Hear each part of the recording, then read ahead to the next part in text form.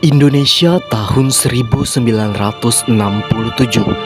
Sebuah era baru dimulai di bawah kepemimpinan Presiden Soeharto. Orde Baru hadir dengan janji stabilitas, pertumbuhan ekonomi, pembangunan dan swasembada pangan. Tapi benarkah ekonomi di Indonesia saat itu benar-benar bagus? Apakah pertumbuhan yang pesat ini dirasakan oleh semua lapisan masyarakat? Dan apa yang sebenarnya terjadi di balik angka-angka pertumbuhan itu? Inilah ekonomi Orde Baru, antara stabilitas dan kontroversi, hanya di podcast Sejarah Kelompok 5 kelas 12 4.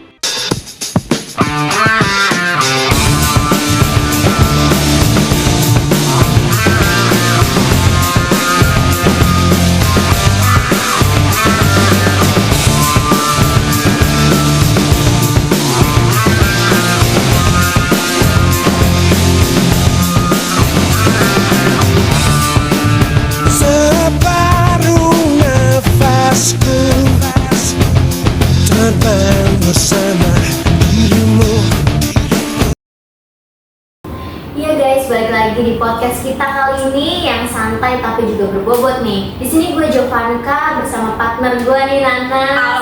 Halo Nas.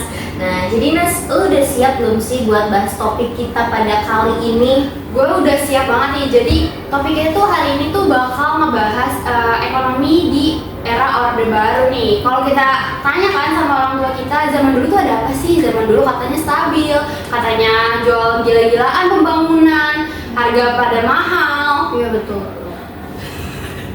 Terus juga ada yang bilang zaman Orba itu tuh Indonesia mencapai titik kejayaannya. Tapi juga ada yang bilang justru saat itu tuh kita mulai masuk ke lingkaran masalah yang panjang banget. Terus juga makanya nih di episode kali ini kita bakal bahas semua sisi yang bagus dan yang gelapnya juga teman-teman. Dan pastinya kita nggak sendiri. Kita udah ngundang nih para narasumber. Langsung aja gak sih kita ke perkenalan dulu dari yang paling kiri coba. Halo guys, nama gue Kalia. Gue paling seneng bahas pertumbuhan ekonomi dan juga perkembangan ekonomi di era Orde Baru. Wah, mantap. Bersama gue Evita, di sini gue bakal ngasih perspektif gue tentang investasi asing dan juga KKN. Halo guys, di sini gue bakal bahas tentang reperita dan juga dampaknya buat masyarakat. Oke, halo guys, perkenalkan nama gue Abi. Di sini gue bakal bahas tentang pembangunan infrastruktur dan juga swasembada pangan pada saat Orde Baru. Wah, keren-keren banget ya guys. Oke, kita mulai dari hal mendasar dulu kali ya. Stabilitas ekonomi di zaman Orba itu kan katanya top banget nih. Terus Kalia kira-kira bisa nggak sih ceritain gimana pemerintah Orde Baru ini menjaga kestabilan ekonomi di masa itu gitu? Iya, jadi gini Jo dan teman-teman, kalau misalnya kalian nggak tahu ini mungkin ada informasi baru ya. Jadi tuh pada masa Orde Baru, pemerintahan kita punya goals. Tau goals kan? Tahu. Target lah. Tujuan pemerintahan. Iya, untuk menstabilkan ekonomi kita lagi yang pada saat itu tuh kacau balau banget setelah Orde Lama. Lagi turun-turunnya ya? Iya betul banget. Jadi tuh pemerintah kita ini fokusnya kepada menaikkan nilai mata uang rupiah, menurunkan inflasi dan juga menekan hutang luar negeri. Gimana caranya pemerintahan kita tuh melakukan kerjasama dengan IMF dan juga Bank Dunia yang nanti itu kita bakal dapat suplai bantuan keuangan dan juga kebijakan nih Jo, gitu.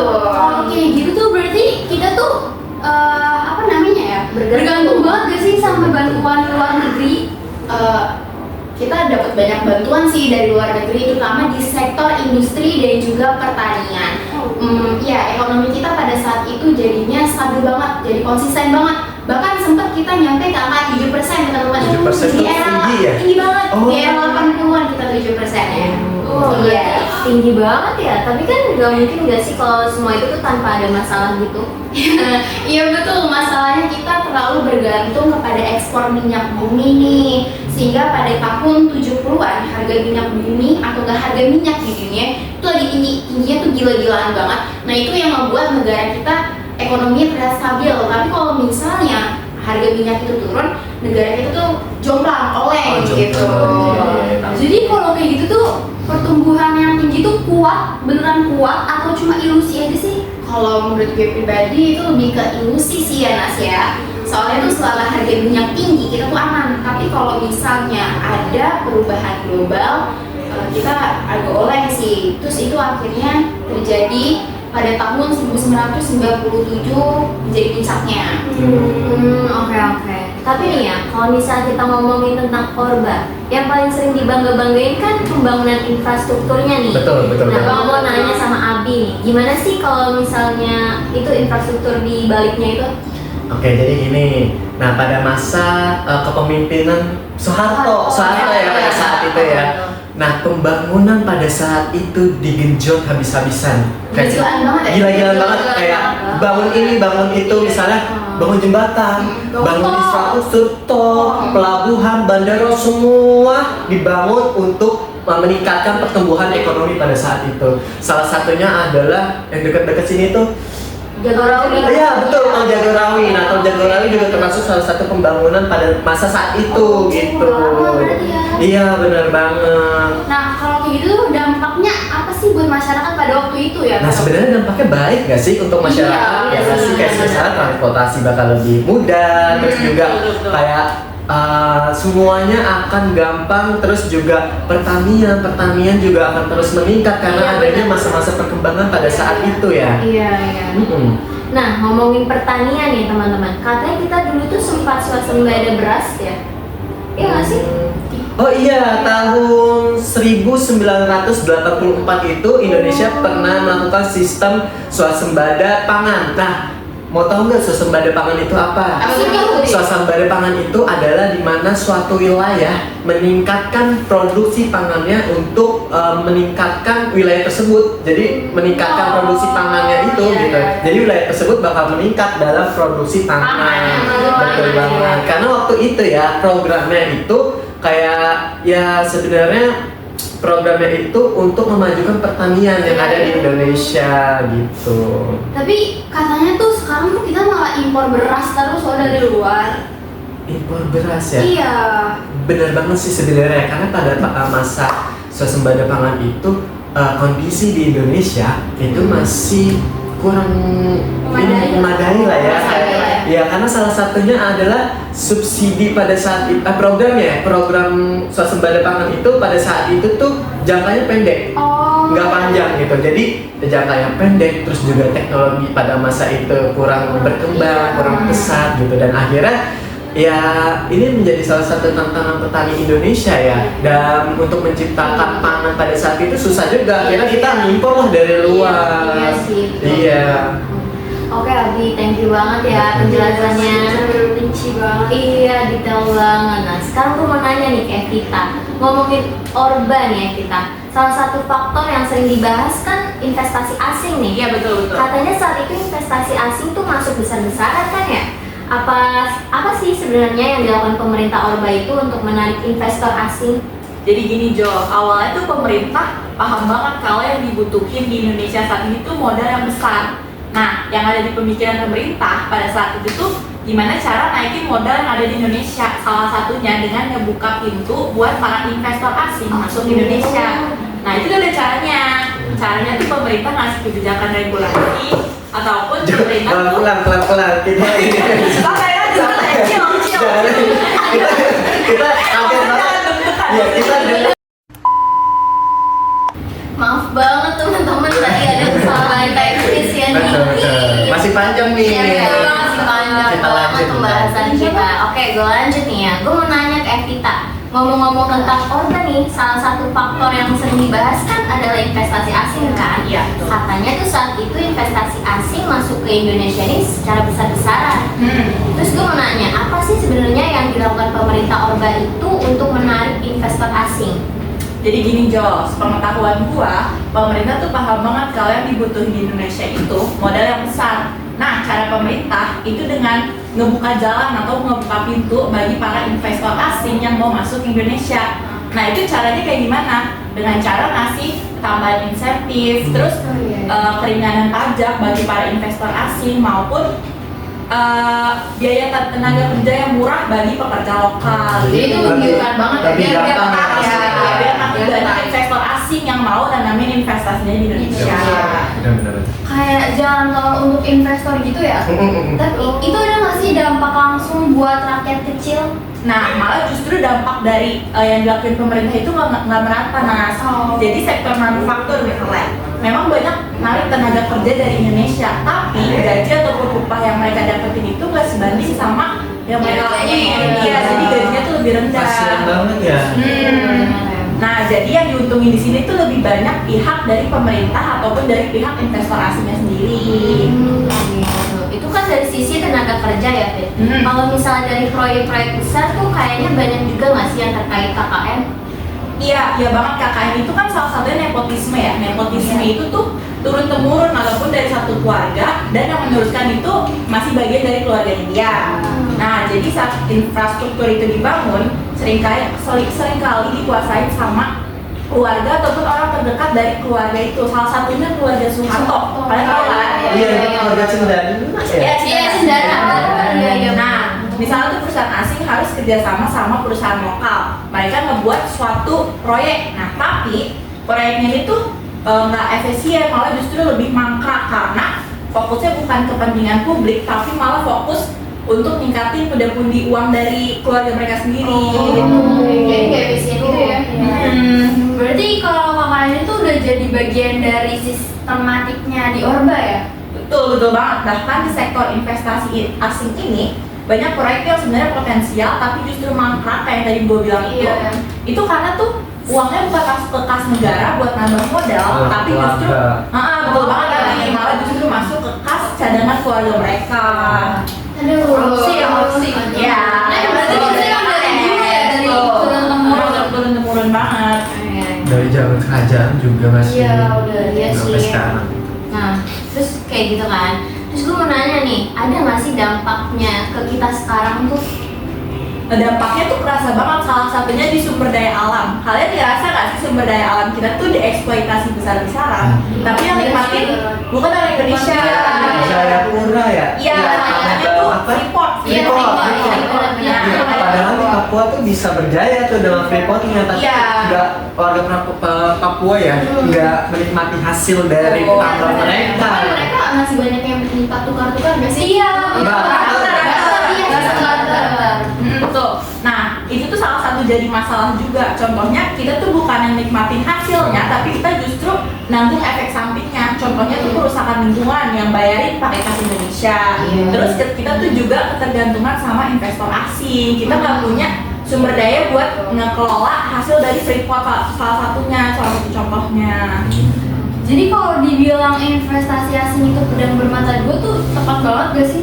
Betul banget sih kalau menurut gua, karena salah satu sisi bisa naikin modal pembangunan di Indonesia, tapi salah satu sisinya justru malah memperparah ketimpangan di ekonomi. Berarti investasi asing ada dampak positif, dampak negatif. Oh iya, oke, makasih banget ya kita penjelasannya detail banget. Terus gue mau nanya nih, kita masuk ke pembahasan repelita nih teman-teman. Ini pembahasan terakhir bukan? Iya betul, ini pembahasan terakhir banget. Ini pembahasan terakhir kita di episode kali ini. Gue mau nanya ke Nastiti. Mas Titi. Nastiti ini yang dari tadi ya, diem aja si kecil ini ya. Nah, kira-kira bisa dijelasin nggak sih secara lebih detail repelita itu apa dan gimana implementasinya di zaman Orba, Mas Titi? Nah, gini teman-teman, mungkin teman-teman baru dengar ya namanya repelita. Ya kan? Repelita ini tuh rencana pembangunan 5 tahun. Nah, yang dimana dia itu kayak semacam strategi pembangunan ekonomi yang didirikan secara bertahap. Nah, ini tuh dimulai pada tahun 1969. Nah, setiap tahapnya juga beda-beda nih fokusnya, dimulai dari pertanian, infrastruktur, terus juga mulai ke industrialisasi kayak gitu. Tapi kalau kayak gitu tuh kayak kelihatannya tuh ambisius banget ya. Ini gak sih? Tapi bener gak sih semua itu tuh berjalan dengan mulus? Karena kita tahu kan pasti kan yang namanya kegiatan atau rencana ada aja gak sih yang sesuai. Kalau misalnya dibilang mulus tuh enggak juga ya. Soalnya, tapi kalau misalnya dia dari konsep nih, konsepnya itu kan yang bagus ya, ada tujuan yang jelas gitu kan area bangunannya. Tapi kalau di praktiknya ini banyak banget nih kendalanya juga, kayak misalnya dimulai dari anggarannya juga kayak ya di tahu ya. Terus kayak nggak kelar nih di tepat waktu. Terus pembangunannya juga nggak sesuai sama kebutuhan masyarakatnya sendiri gitu. Iya ya. Terus kira-kira tuh contohnya tuh apa sih nih? Contohnya salah satunya itu di Repelita 2 sama 3. Dia ini kan fokusnya ke industrialisasi kan. Nah ini itu apa ya? Karena terlalu ambisius, mereka ini malah jadinya pembangunannya ini jadi beban gitu buat negaranya. Nah belum lagi kan KKN yang bikin pembangunan itu jadi nggak maksimal. Berarti kalau kayak gitu Repelita tuh bisa disebut Iya, Repelita tuh bisa disebut gagal nggak sih? Nah kalau dibilang gagal, ya. iya nggak total sih. Mulus juga sih Iya, jalannya ya. ada juga yang berhasil kayak misalnya pembangunan jalan, terus juga bikin bendungan atau juga fasilitas-fasilitas Oh, lainnya. Yang tadi disebutin di Iya, awal. bener banget tadi. Oh, iya. Cuma emang nggak tersebar gitu secara merata. Nggak rata. Ya, cuma dirasain di Pulau Jawa, sedangkan di luar Jawa tuh Oh, mereka iya. merasa kayak diabalin Bener gitu. banget. Sampai sekarang tuh juga kerasa banget ya Kan Pulau utama Jawa. itu di Pulau Jawa kan. Pulau Jawa pembangunannya pesat banget Iya, gitu iya, iya. dibanding pulau-pulau yang lain. Iya, bener banget. Jadi 50-50 lagi ya teman-teman. Terus gue mau nanya, kalau misalnya dampak dari sisi sosialnya tuh gimana sih? Kalau dampak sosialnya itu pasti ada positif sama negatifnya kan. Iya, Kalau betul. positifnya itu dari pertanian itu menjadi makin sejahtera karena adanya irigasi. Tapi di Industri. Wow, ini salah juga. Industri maksudnya tuh. Jadi industrialisasinya itu bikin orang-orang tuh jadi pindah ke kota. Nah, ini kan jadi muncul masalah baru lagi. Iya, kan? Nah, urbanisasi. Iya, adanya penyimpangan pendapatan, terus juga mereka jadinya kan bangun pemukiman lagi nih, jadi ada banyak pemukiman kumuh gitu kan di pinggir-pinggiran Iya, kota. iya. Nah, jadi gimana tuh? Repelita tuh berarti semacam cerminan Orba ya secara keseluruhan. Ya betul. Ada sisi positif sama negatifnya berarti. Ya. Ya benar banget Nanas. Pokoknya intinya Repelita ini tuh emang Orba banget gitu. Ada yang bagus tapi juga banyak masalahnya. Ya. Nah ini tuh kalau misalnya mungkin transparan, ini bisa jadi merata gitu pembagian pembangunannya. Gitu ya. Berarti pelajaran penting dari Repelita ini tuh soal perencanaan dan eksekusi yang harus sinkron kan ya? Ya benar banget setuju. Kalau misalnya pembangunan tuh emang kan harus sesuai perencanaan sama eksekusinya tuh harus nyambung gitu kan, harus sejalan. Nah juga pembangunannya ini harus benar-benar kayak buat rakyat gitu, bukan cuma yang buat elit-elit aja masyarakatnya. Dan harus rata ya kalau Iya, iya. rakyatnya. Nah, jadi teman-teman, dari pembahasan kita tadi nih kita bisa lihat ya, kalau misalnya ekonomi di Orba itu penuh dengan kontradiksi. Betul. Ada stabilitas, tapi juga banyak banget nih jebakan Kontranya. baliknya. Iya, gue juga setuju banget. Dan ini udah di sesi closing aja Udah closing aja. Udah ada berapa ya? Kalau enggak, gantian dong kita yang jadi MC. Kalau episode selanjutnya. Ya, satu aja. Jadi makasih buat para narasumber nih yang udah ngeluangin waktunya di sini buat berbagi informasi kepada kita dan kalian. Betul. Tadi sebenarnya nih kita tahu sumber-sumber segini nih kita belajar searching Iya. dan juga tentu aja belajar dari guru sejarah kita. Oh iya, betul.